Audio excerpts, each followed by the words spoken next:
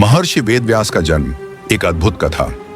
महर्षि वेदव्यास ही वह महापुरुष हैं जिन्होंने सबसे महान पुराण महाभारत की रचना की। वे कौरवों और पांडवों के परदादा थे।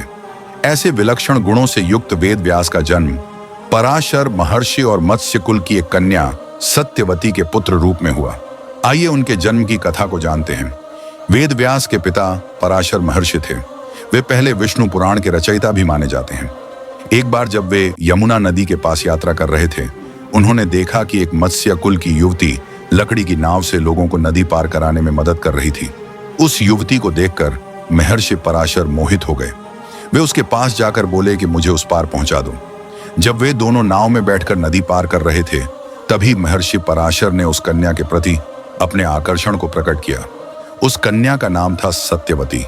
सत्यवती ने पहले तो संकोच किया, लेकिन जब पराशर महर्षि ने बार बार आग्रह किया, तब उसने कहा, यदि आप मेरी कुछ शर्तें मान लेंगे तो मैं आपकी इच्छा को स्वीकार कर लूंगी।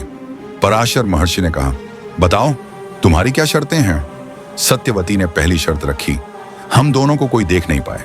दूसरी शर्त, मेरे शरीर से मछली की गंध हटाकर उसमें दिव्य सुगंध आनी चाहिए और इस कार्य के बाद भी मेरी पवित्रता बनी रहनी चाहिए।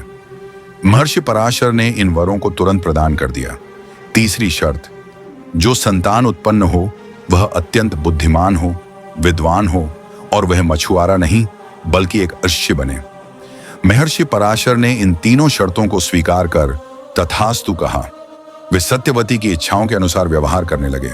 उसी दिन एक द्वीप पर दोनों ने गुप्त रूप से गृहस्थ जीवन बिताया।